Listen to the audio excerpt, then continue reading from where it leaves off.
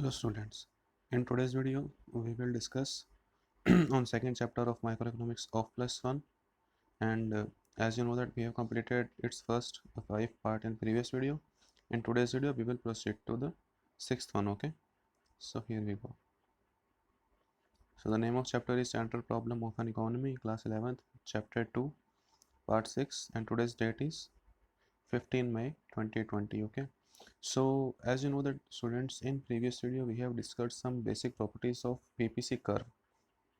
Okay, not properties, but there are some technical issues which are related to PPC curve. We have discussed all those technical terms in previous video, like what are the condition due to which the shape of PPC curve can change. The PPC curve can rotate either on x-axis, either on y-axis, and also simultaneously increase outward and due to increase in resources, या जितने भी जो भी technical terms होंगे जिनकी वजह से PPC curve में जो चेंजेस आएंगे, ये आउटवर्ड शिफ्ट भी कर सकता है, इनवर्ड शिफ्ट भी कर सकता है, एक्स एक्सिस पे भी रोटेट हो सकता है और वाई एक्सिस पे भी रोटेट हो सकता है। तो वो जितने भी वजह हैं, वो जितने भी टेक्निकल टर्म्स थे जिनकी वजह से पीपीसी कर्व के अंदर चेंज आ सकता था, उन्हें वो सब चीज़ें हम प्रीवियस वीडियो के अंदर देख चुके हैं। ठीक है, in this video, we will discuss about some basic properties of production possibility curve। यानी कि production possibility curve जो होता है उसके पीछे उसकी कुछ basic properties होती हैं। ठीक है, उन properties को पढ़ना बहुत ही ज़रूरी है। तो सबसे पहले शुरुआत करते हैं पहली प्रॉपर्टी से, वो होती है production possibility curve slopes downward. ठीक है, देखिए प्रोडक्शन पॉसिबिलिटी कर्व जो होता है, हमने जो कल कर्व पढ़ा था, वो हमेशा डाउनवर्ड होता है, लेफ़्ट टू राइट स्लोपिंग। ठीक है, अब जितने भी कर्व इकोनॉमिक्स में होते हैं, अगर उनका स्लोप डाउनवर्ड होता है, इसका मतलब जो दो एक्सेस होते हैं, एक कर्व के एक्स एक्सिस और वाई एक्सेस, उन उन पे हमने जो भी आइटम्स लिए, हमने उन दोनों एक्सेस पे जो भी वेरिएबल लिए, उन दोनों के बीच अगर नेगेटिव रिलेशन है तो हमारा स्लोप जो होगा वो हमेशा डाउनवर्ड स्लोप का होगा। और अगर एक्स एक्सिस पे और वाई एक्सिस पे जो हमने वेरिएबल लिए, उनके बीच के अंदर अगर रिलेशन पॉजिटिव होगा तो हमारा जो स्लोप होगा वो हमेशा अपवर्ड होगा। ठीक है, अब देखिए प्रोडक्शन पॉसिबिलिटी कर्व क्या था। Production possibility curve is that curve which shows different possible combination of two goods which can be produce in an economy with the given level of technology and resources. ठीक है, now if we have to increase the production of any one good, then we have to decrease the production of other goods। okay, ये थी मेरी production possibility curve की पूरी definition. अब suppose कीजिए production possibility curve किसी भी एक पॉइंट पे मैं प्रोडक्शन कर रहा हूँ। ठीक है, अब क्या, अब इकोनॉमी को दूसरे गुड की रिक्वायरमेंट ज़्यादा है, तो कुछ रिसोर्सेज जो होंगे, जो एक कमोडिटी के प्रोडक्शन में यूज़ किए जा रहे होंगे, उन्हें वहाँ से हटा के दूसरे कमोडिटी के प्रोडक्शन में लगाया जाएगा। इस वजह से एक कमोडिटी का प्रोडक्शन इंक्रीज़ करने के लिए हमें दूसरे कमोडिटी के प्रोडक्शन को डिक्रीज़ करना पड़ेगा, सिंपल सी बात है। इस वजह से ही जो प्रोडक्शन पॉसिबिलिटी कर्व होता है उसका स्लोप हमेशा नेगेटिव स्लोप होता है और डाउनवर्ड स्लोप होता है। ठीक है, अब we will go through definition also. Production possibility curve slope downward from left to right. Production possibility curve slopes downward from left to right. It is because in a situation of full utilization of given resources, production of both the good cannot be increased. More of good Y can be produced only with the less of good X। अगर production possibility curve के ऊपर किसी भी point पे अगर production किया जा रहा है, इसका मतलब होता है फुलर यूटिलाइजेशन ऑफ रिसोर्सेज या efficient utilisation of resources with the given technology. अब now if we have to produce more of one good, then we have to reduce our production of another good. ठीक है, इसका पूरी जो detail है हम पहले डिस्कस कर ही चुके हैं। अब बात करते हैं दूसरी प्रॉपर्टी की, वो है production possibility curve is concave to the point of origin. कि प्रोडक्शन पॉसिबिलिटी कर्व जो होता है वो ओरिजिन पे हमेशा कॉनकेव होता है। क्यों? It is because to produce an additional unit of good X, more unit of y will have to be sacrificed। then opportunity cost of producing every additional unit of good X tend to increase in terms of loss of production of good Y. In other words, transformation of resources from one use to another will obey the law of increasing marginal opportunity cost. It makes the production possibility curve concave to the origin. ये जो property है ये थोड़ी technical है, इसे मैं थोड़ा और अच्छे से डिटेल में बताता हूँ। देखिए स्टूडेंट्स, क्या होता है, प्रोडक्शन पॉसिबिलिटी कर्व जो होता है ना, वो हमेशा कॉन्केव टू द ओरिजिन होता है। अब कॉन्केव का मतलब मैं आपको शेप दिखा देता हूँ एक बार पीपीसी कर्व की। देखिए ये पीपीसी कर्व की शेप है, इस शेप को हमेशा कहा जाता है कॉन्केव टू द ओरिजिन। ठीक है। अब सपोज कीजिए अगर इकोनॉमी के अंदर प्रोडक्शन है वो पहले बी पॉइंट पे हो रहा है, तो अगर बी पॉइंट पे प्रोडक्शन हो रहा है इसका मतलब क्लॉथ का तो प्रोडक्शन 10 यूनिट्स हो रहा है और वीट का प्रोडक्शन 2 यूनिट्स हो रहा है। अब अगर हमें वीट का प्रोडक्शन ज़्यादा चाहिए तो हमें क्लॉथ के प्रोडक्शन में कुछ ना कुछ कमी करनी पड़ेगी। तो बी पॉइंट से जब हम सी पॉइंट पे शिफ्ट होंगे तब क्या होगा, तब हमें क्लॉथ की तो 4 यूनिट को सेक्रीफाइस करना पड़ेगा। जब हम 4 यूनिट को सेक्रीफाइस करेंगे तब हम वीट की 2 यूनिट्स को एक्स्ट्रा प्रोड्यूस कर पाएंगे। इसी तरह से स्टूडेंट्स, जब हम एक कमोडिटी के प्रोडक्शन को रिड्यूस करके दूसरे कमोडिटी के प्रोडक्शन को इंक्रीज़ करने के लिए रिसोर्सेज को उस कमोडिटी के प्रोडक्शन में डिप्लॉय करते हैं, तो धीरे धीरे एक कमोडिटी का प्रोडक्शन तो इंक्रीज होता है लेकिन दूसरी कमोडिटी का प्रोडक्शन डिक्रीज होना शुरू हो जाता है। इसी वजह से इसी लॉ को बोला जाता है increasing marginal opportunity cost. Opportunity cost का मतलब ये होता है कि कोई भी एक रिसोर्सेज है वो अपने सेकंड बेस्ट अल्टरनेट के अंदर उसका यूज़ किया जाना अपॉर्चुनिटी कॉस्ट होता है। अपॉर्चुनिटी कॉस्ट का जो बेसिक पूरा जो कंसेप्ट है उसे हम आगे आने वाली वीडियो में पढ़ेंगे। इस वीडियो के अंदर अपॉर्चुनिटी कॉस्ट का मैं सिर्फ मतलब बताता हूँ। अपॉर्चुनिटी कॉस्ट होता है, सपोज कीजिए एक बिल्डिंग है, ठीक है। अब उसका ओनर के पास दो ऑप्शन है, एक तो वो उसके अंदर अपना खुद का बिजनेस स्टार्ट करे। अगर वो अपना खुद का बिजनेस स्टार्ट करता है तो he can earn 10,000 monthly as profit, यानी कि उसे हर महीने 10,000 का 10,000 का प्रॉफिट अर्न होगा। और दूसरा उसका अल्टरनेट ये है कि वो उस बिल्डिंग को किसी और पर्सन को रेंट पे दे दे। अगर किसी और पर्सन को रेंट पे देगा तो उसे 8,000 अर्न होता है। ठीक है। अब इस पूरे स्कैनेरियो के अंदर अपॉर्चुनिटी कॉस्ट क्या होगी, अपॉर्चुनिटी कॉस्ट होगी 8,000। देखिए जो फर्स्ट बेस्ट यूज़ होगा उस बिल्डिंग का वो तो होगा कि ओनर उसमें खुद का बिजनेस स्टार्ट करे।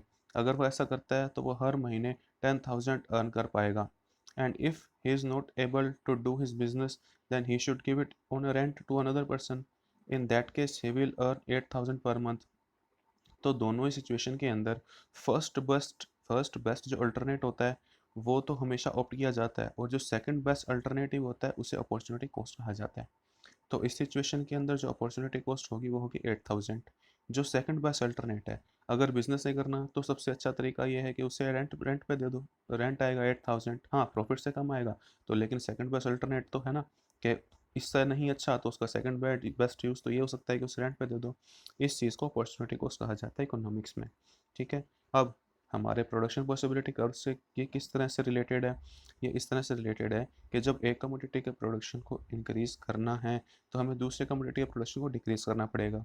अब ये प्रोसेस हमें फर्दर इंक्रीज़ करनी पड़ेगी। एक कमोडिटी का प्रोडक्शन आगे इंक्रीज़ करना पड़ेगा। अगर हमें इंक्रीज़ करना है तो हमें दूसरे कमोडिटी के प्रोडक्शन को फर्दर डिक्रीज़ करना ही पड़ेगा। तो इस पूरे स्कैनेरियो की वजह से, इस रूल की वजह से कि एक कमोडिटी का जो प्रोडक्शन है उसे ज़्यादा लेने के लिए दूसरे कमोडिटी के प्रोडक्शन को कम करना पड़ेगा। अब मान लीजिए एक्स एक्सेस पे कोई कमोडिटी है, हमें उसका प्रोडक्शन ज़्यादा करना है, तो हमें जो वाई कमोडिटी को प्रोड्यूस करने के लिए जितने भी रिसोर्सेज अवेलेबल हैं उन सबको वहाँ से हटा के एक्स कमोडिटी के प्रोडक्शन पे लगाना पड़ेगा। ये प्रोसेस हमें कंटिन्यू करनी पड़ेगी। जब हम लगातार करेंगे तब हम एक्स कमोडिटी के प्रोडक्शन को धीरे धीरे इंक्रीज कर पाएंगे। इसे कहा जाता है इंक्रीजिंग मार्जिनल अपॉर्चुनिटी कॉस्ट। इसकी वजह से प्रोडक्शन पॉसिबिलिटी कर्व जो होता है वो हमेशा कॉन्केव टू द ओरिजिन होता है। ठीक है स्टूडेंट्स। तो these are the my basic two properties which are related to production possibility curve. So first property is production possibility curve always slopes downward because there is inverse relationship between the good which is available on x-axis and which is available on y-axis. If we have to increase the production of any one of these two goods then we have to reduce the production of another good. Okay इस वजह से जो मेरा PPC curve जो होता है वो downward slope का होता है। कनकेव टू द ओरिजिन इसलिए होता है due to increasing marginal opportunity cost. जो मार्जिनल अपॉर्चुनिटी कॉस्ट होती है वो इंक्रीजिंग होती है, कि अगर एक कमोडिटी का प्रोडक्शन हमें फर्दर इंक्रीज करना है तो हमें दूसरे कमोडिटी के प्रोडक्शन को फर्दर डिक्रीज करना पड़ेगा। तो इसके अंदर पर यूनिट एक कमोडिटी के प्रोडक्शन को इंक्रीज करने के लिए दूसरे में कितना रिडक्शन किया गया, इसको बोलते हैं मार्जिनल अपॉर्चुनिटी कॉस्ट, जो कि यहाँ पे इंक्रीजिंग होती है। इंक्रीजिंग मार्जिनल अपॉर्चुनिटी कॉस्ट की वजह से पीपीसी की जो शेप होती है वो कॉनकेव टू द ओरिजिन होती है। ठीक है स्टूडेंट्स। हाँ, अब बात आती है production possibility curve illustrate the central problems. So, if you remember that we have discussed on some three central problem of an economy which is faced by every type of economy in the world. Okay, those problem are what to produce, how to produce, and whom to produce. Analysis. We have done a very great analysis on this three type of economic problem in a separate video. I think that video is part second and part third. Okay, so वो part third second या part third में हमने अच्छे से बड़ी detail से पढ़ी थी। ठीक है, अब वो जो सेंटर प्रॉब्लम्स होती हैं उनके सॉल्यूशन पीपीसी कर्व से भी डिराइव किए जा सकते हैं। वो पीपीसी कर्व से कैसे डिराइव किए जाएंगे, अब इस पॉइंट में हम उसे पढ़ते हैं। ठीक है, तो सबसे पहले जो मेरी प्रॉब्लम होती है वो होती है व्हाट टू प्रोड्यूस। मैं एक बार फिर से रिपीट कर देता हूँ for sake of your better understanding. What to produce means एक इकोनॉमी के अंदर बहुत से कमोडिटीज़ होते हैं, बहुत से गुड एंड सर्विसेज होते हैं। अब उनमें से किस कमोडिटी का प्रोडक्शन पहले किया जाए, किस कमोडिटी का प्रोडक्शन पहले किया जाए जिसकी वजह से इकोनॉमी का जो वेलफेयर है वो इंक्रीज हो। यानी कि basically two type of goods होते हैं, तो कैपिटल गुड्स होते हैं, कंज्यूमर गुड्स होते हैं। अगर कैपिटल गुड का प्रोडक्शन ज़्यादा होगा तो मेरा इकोनॉमी का जो पोटेंशियल आउटपुट है, पोटेंशियल आउटपुट वो मेरा इंक्रीज होता जाएगा। अगर कमोडिटी के अंदर कंज्यूमर गुड का प्रोडक्शन ज़्यादा होगा तो इकोनॉमी के अंदर वेलफेयर ज़्यादा होगा। तो ये जो दो सीन्स बनते हैं ये व्हाट टू प्रोड्यूस के बनते हैं। अब व्हाट टू प्रोड्यूस जो है उसका आंसर पीपीसी कर्व कैसे देगा, पीपीसी कर्व कैसे इस प्रॉब्लम को इलस्ट्रेट कर सकता है। पीपीसी कर्व ऐसे इलस्ट्रेट करेगा। Firstly we will go through this definition. Production possibility curve shows the different possible combination of two goods that can be produced with the given level of technology and given resources. Okay, all the point which are on PPC curve shows resources are fully as well as efficiently utilized. But if production of one commodity is increased and production of other is to be decreased, then this is because given resources are fully utilized. Now, as per the requirement of economy, the most appropriate bundle which lies on PPC would be opted and quantities of that bundle would be produced in an economy. देखिए students, what to produce की problem जो है वो PPC कैसे sort out करता है। देखिए, ये चलते हैं पीपीसी कर्व पे, ये है हमारा PPC curve. What to produce की प्रॉब्लम होती है कि एक इकोनॉमी के अंदर कौन सी कमोडिटी का प्रोडक्शन किया जाना चाहिए। ठीक है, तो देखिए इकोनॉमी के अंदर जितने भी रिसोर्सेज अवेलेबल हैं और जो गिवन लेवल ऑफ टेक्नोलॉजी है उन सबको प्रोडक्शन की प्रोसेस में डिप्लॉय करके मैक्सिमम जो दो कमोडिटीज़ हैं उनके कितने कितने आउटपुट लिए जा सकते हैं। अगर जितने भी रिसोर्सेज हैं और जितनी भी टेक्नोलॉजी है उस सबको अगर क्लॉथ के प्रोडक्शन पे लगा दिया जाए तो क्लॉथ की मैक्सिमम 12 यूनिट को परचेज किया प्रोड्यूस किया जा सकता है। और अगर उन सभी रिसोर्सेज को वेट के प्रोडक्शन पे लगा दिया जाए तो उसकी 6 यूनिट को यानी कि 6 टन क्वांटिटी जो है उसको प्रोड्यूस किया जा सकता है। ठीक है, अब इनमें अगर वेरिएशन करें, अगर क्लॉथ का प्रोडक्शन कम करें तो कुछ वेट का प्रोडक्शन हमें ज़्यादा मिलेगा। तो इनसे जितने भी मैक्स पॉसिबल क्वांटिटीज़ बनती हैं उन सभी को ग्राफ पे प्लॉट करके एक कर्व बना लिया, प्रोडक्शन पॉसिबिलिटी कर्व। ठीक है, अब व्हाट टू प्रोड्यूस की प्रॉब्लम होती है कि एक कमोडिटी में कौन से गुड का प्रोडक्शन किया जाना चाहिए। ठीक है, अब देखिए प्रोडक्शन पॉसिबिलिटी कर्व होता है जितने भी पॉइंट इस प्रोडक्शन पॉसिबिलिटी कर्व के ऊपर लाई करते हैं अगर उनमें से किसी भी एक बंडल पे अगर प्रोडक्शन किया जाता है दैट मीन्स रिसोर्सेज जितने भी एक इकोनॉमी के अंदर अवेलेबल हैं उनका एफिशिएंटली यूज़ किया जा रहा है, उनका जो रिसोर्स उनका जो यूज़र है वो बहुत ही ऑप्टिमम तरीके से उनका यूज़ किया जा रहा है। ठीक है, ये तो बात आती है पीपीसी कर्व की। अब व्हाट टू प्रोड्यूस की प्रॉब्लम कैसे सॉल्व होगी। देखिए इस कर्व के ऊपर बहुत से बंडल्स हैं ए बी सी और डी। अब इकोनॉमी के अंदर जिस चीज़ की रिक्वायरमेंट ज़्यादा है, अब एक तरफ तो क्लॉथ है और एक तरफ वीट है, तो अगर क्लॉथ की अगर इकोनॉमी के अंदर अगर डिमांड ज़्यादा है, क्लॉथ का अगर प्रोडक्शन ज़्यादा किया जाना चाहिए, वेट का कम किया जाना चाहिए, तो इन जितने भी बंडल्स हैं उनमें से उन बंडल को चूज़ किया जाएगा जिनमें क्लॉथ का प्रोडक्शन ज़्यादा होता है। और अगर इकोनॉमी के अंदर वीट की रिक्वायरमेंट ज़्यादा है, अगर वीट के प्रोडक्शन से सोशल वेलफेयर मैक्सिमम होता है, तो जो उन बंडल्स को चूज़ किया जाना चाहिए जिसमें वीट का प्रोडक्शन ज़्यादा होता है। ठीक है, तो इस तरह से जितने भी बंडल हैं जो पीपीसी कर के ऊपर हैं, उनमें से किसी भी बंडल को अगर चूज़ कर लिया जाएगा तो वही बंडल मेरा शो होगा व्हाट टू प्रोड्यूस, यानी कि एक कमोडिटी में कौन से गुड्स का प्रोडक्शन किया जाना चाहिए। ठीक है, जितने भी बंडल होंगे इस पीपीसी कर्व में, उनमें से किसी भी एक को चूज़ कर लिया जाएगा और उस बंडल से दोनों कमोडिटीज़ की कितनी कितनी यूनिट का प्रोडक्शन किया जाना है ये डिसाइड हो जाएगा और उन कमोडिटीज़ का प्रोडक्शन होगा। ठीक है, इस तरह से PPC curve what to produce की प्रॉब्लम को सॉल्व करता है कि जितने भी बंडल इसके ऊपर हैं उनमें से किसी भी एक को चूज़ कर लिया जाएगा और उन गुड्स एंड सर्विसेज के उन गुड एंड सर्विसेज को इकोनॉमी के अंदर प्रोड्यूस किया जाएगा। ठीक है,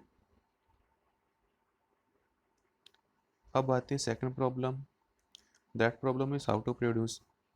basically I tell you first what is the meaning of this problem how to produce. How to produce का मतलब होता है क्या है कि एक इकोनॉमी के अंदर प्रोडक्शन करने के लिए अलग अलग टेक्निक्स होती हैं। कैपिटल इंटेंसिव टेक्निक भी होती है, लेबर इंटेंसिव टेक्निक भी होती है। अगर इकोनॉमी के अंदर पॉपुलेशन ज़्यादा है, अनएम्प्लॉयमेंट का रेशो अगर ज़्यादा है, तो लेबर इंटेंसिव टेक्निक को यूज़ किया जाना चाहिए। और अगर इकोनॉमी के अंदर पॉपुलेशन कम है, एम्प्लॉयमेंट का लेवल ऑप्टिमम है, तो कैपिटल इंटेंसिव टेक्निक को यूज़ किया जाना चाहिए।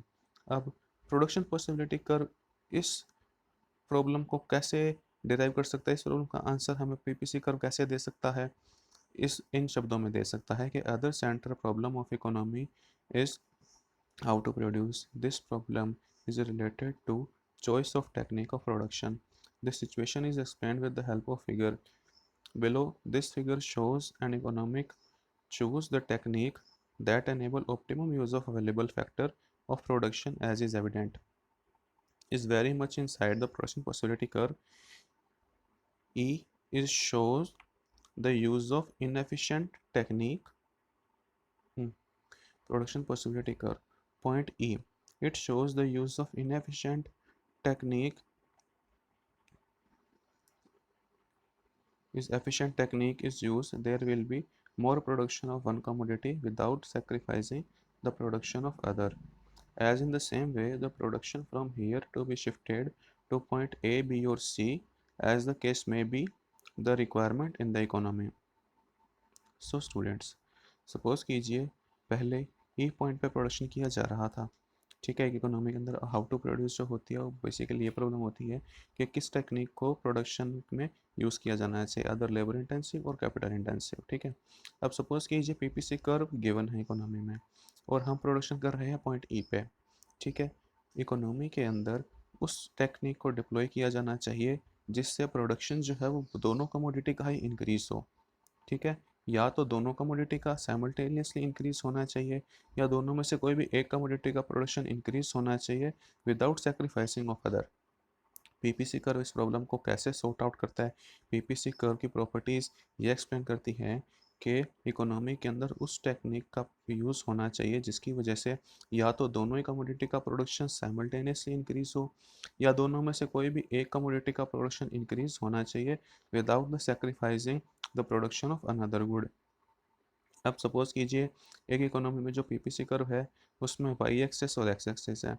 वाई एक्सेस पे तो हमने क्लॉथ ले रखा है और एक्स एक्सेस पे हमने वेट ले रखा है। ठीक है, अब जो मेरा प्रोडक्शन पॉसिबिलिटी कर्व है वो है पीपी। अगर फर्स्टली अगर प्रोडक्शन हो रहा है पॉइंट ई पे तो इसका मतलब ये है कि रिसोर्सेज जो हैं वो इनएफिशिएंटली यूज़ किए जा रहे हैं, उनका ऑप्टिमम तरीके से यूज़ नहीं हो रहा। ठीक है, अब if we are moving point from point E to point A B और C, then firstly take point A. अगर हम ई से ए पे शिफ्ट होते हैं तो हमने कोई ना कोई टेक्निक का तो यूज़ किया ही होगा हमारे प्रोडक्शन को बढ़ाने के लिए। हमने कुछ ऐसे टेक्निक का यूज़ किया जिसकी वजह से पॉइंट ई से हम पॉइंट ए पे शिफ्ट किए। अब अगर पॉइंट ई से ए पे शिफ्ट करते हैं तो क्लॉथ का प्रोडक्शन तो इंक्रीज़ होता है लेकिन वेट का प्रोडक्शन उतना ही रहता है। सेकंड स्क्रीन के अंदर अगर हम पॉइंट ई से सी की तरफ शिफ्ट करते हैं तो हमारा वेट का प्रोडक्शन इंक्रीज़ होता है लेकिन क्लॉथ का उतना ही रहता है। और if we move from point E to point B, then cloth का और वीट का दोनों का ही प्रोडक्शन हमें ज़्यादा गेन होता है।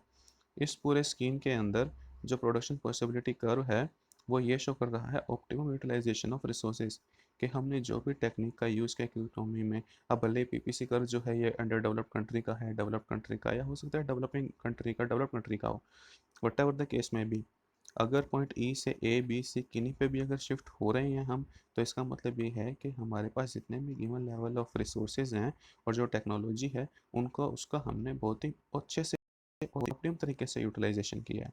ठीक है, इस वजह से हमारे पास जो प्रोडक्शन है वो इंक्रीज हुआ है। तो कमोडिटी, तो इकोनॉमी के अंदर कौन सी टेक्निक का यूज़ किया जाना चाहिए? प्रोडक्शन पॉसिबिलिटी कर्व ये शो करता है, ये कहता है कि उस कमोडिटी का उस टेक्निक को प्रोडक्शन में यूज़ किया जाना चाहिए जिसकी वजह से दोनों कमोडिटी के प्रोडक्शन या तो इंक्रीज होने चाहिए या किसी एक कमोडिटी का प्रोडक्शन इंक्रीज होना चाहिए without the sacrificing of other. ठीक है, तो अगर पॉइंट ई से ए बी सी कहीं पे भी शिफ्ट हो रहे हैं, जिस भी टेक्निक को हम यूज़ कर रहे हैं उसकी वजह से अगर पॉइंट ई से ए बी सी कहीं पे भी अगर शिफ्ट होते हैं तो वो टेक्निक का हमें यूज़ करना चाहिए प्रोडक्शन प्रोसेस में। ठीक है students, now there is a problem for how to produce. देखिए, होम टू प्रोड्यूस की जो प्रॉब्लम थी वो ये थी कि सोसाइटी में इकोनॉमी के अंदर अलग अलग सेक्शंस होते हैं, रिच सेक्शन भी होता है, पुअर सेक्शन भी होता है। अगर रिच सेक्शन के लिए प्रोडक्शन किया जाएगा तो जो कमोडिटी की प्राइस होंगी वो काफ़ी हायर होंगी, प्रॉफिट अर्निंग जो होगी वो काफ़ी हायर होगी, जिसकी वजह से प्रोड्यूसर को जो प्रॉफिट इंक्रीज होगा, फर्दर इन्वेस्टमेंट इंक्रीज होगी इकोनॉमी में, पोटेंशियल आउटपुट इंक्रीज होगा और इकोनॉमी की ग्रोथ होगी। और अगर सोसाइटी के पूर सेक्शन के लिए प्रोडक्शन किया जाता है तो उसकी वजह से जितना भी गेन होगा इनकम में, जितना भी प्रॉफिट होगा वो बहुत ही कम होगा, क्योंकि जो प्रोडक्ट होंगे जिनका प्रोडक्शन किया जा रहा होगा उनके प्राइसेस भी बहुत कम होंगे। तो ऐसा किया जाएगा तो सोशल वेलफेयर तो इंक्रीज होगा, लेकिन फर्दर जो डेवलपमेंट है वो बहुत ही स्लो स्पीड से होगा। तो हु टू प्रोड्यूस जो है पीपीसी इसका आंसर कैसे देता है? So first we will go to this definition. The definition says that this problem is related to distribution of income. Distribution of income in favor of richer section of society would generate more surplus for the investment, and if it goes in favor of poorer section of the society would suffer deprivation. In that case social welfare is maximized. Okay, so here is my PPC curve. ठीक है, देखिए PPC curve, हमारे पास PPC curve जो है वो basically to colour में है, एक तो ब्लू कलर में है और एक रेड कलर में है। अगर ब्लू कलर वाला पीपीसी कर्व अगर हमारे पास है, इसका मतलब ये है कि इकोनॉमी के अंदर जो प्रोडक्शन किया जा रहा है वो इकोनॉमी के पूअर सेक्शन के लिए प्रोडक्शन किया जा रहा है। सपोज क्या होता है, ध्यान से देखिए, अगर इकोनॉमी के अंदर दो सेक्शन हैं, अगर पूअर सेक्शन जो है अगर उसके लिए प्रोडक्शन किया जाएगा एक इकोनॉमी के अंदर, तब क्या होगा? तब ये होगा कि उनसे जो होने वाला जो इनकम है, उनसे अर्न होने वाली जो इनकम होगी वो भी कम होगी, जिसकी वजह से फर्दर इन्वेस्टमेंट के लिए पैसा जो होगा, जो जितना भी प्रॉफिट होगा वो कम होगा, जिसकी वजह से हमारे पास जो इन्वेस्टमेंट के लिए जो रिसोर्सेज होती हैं वो कम होंगे। तो जो मेरा प्रोडक्शन पॉसिबिलिटी कर्व होगा इन दोनों स्कैनेरियो के अंदर, वो बिलो वाला जो होगा, जो नीचे वाली जो ब्लू लाइन है, वो मेरा प्रोडक्शन पॉसिबिलिटी कर्व होगा। And theory states that PPC indicate lower level of potential output when saving and investment are low because distribution of income is in favor of poor. अगर poor के favour में है तो PPC curve जो मेरा होगा वो लो वाला बनेगा। ठीक है, यही सेकंड केस के अंदर, अगर इकोनॉमी के अंदर जो रिच सेक्शन अगर उनके लिए प्रोडक्शन किया जाता है तो वो एबल होंगे, जो हायर प्राइसेस को जो चार्ज करेंगे प्रोड्यूसर उनको पे करने के लिए भी वो एबल होंगे, जिसकी वजह से प्रोड्यूसर के पास जो प्रॉफिट अर्न होगा वो मैक्सिमम प्रॉफिट अर्न हो सकता है, मैक्सिमम पॉसिबल प्रॉफिट वो अर्न कर सकते हैं, जो फर्दर इन्वेस्टमेंट को और इनकम के लेवल को इंक्रीज़ कर देगा। अगर इनकम के लेवल को इंक्रीज़ कर दिया, इन्वेस्टमेंट के लेवल को इंक्रीज़ कर दिया, तो इकोनॉमी का जो पोटेंशियल आउटपुट है वो तो ऑटोमेटिकली इंक्रीज़ हो जाएगा, क्योंकि इन्वेस्टमेंट इंक्रीज़ हो रहा है। इस वजह से इस कैनेरियो के अंदर मेरा जो पीपीसी कर्व बनेगा वो आउटर वाला बनेगा, जो रेड लाइन वाली पीपीसी है वो बनेगा, क्योंकि इस सिचुएशन में प्रॉफिट हायर है, higher profit results in higher investment which further results in higher output, so that's why PPC curve will become outward, जो आउट वाला पीपीसी कर्व है वो बनेगा। थ्योरी ये कहती है PPC indicates higher level of potential output when saving and investment are high because distribution of income is in favor of the rich. तो जो distribution है income का वो rich के favor में है. ठीक है. So above are the example that shows how the central problem of an economy can be resolved with the help of production possibility curve. So in this video we have discussed some two basic properties of production possibility curve and the three central problems which can be resolved using this tool production possibility curve. Okay, so watch my video, read this chapter by yourself. If you have any kind of doubt and query, then feel free to ask me in my comment box.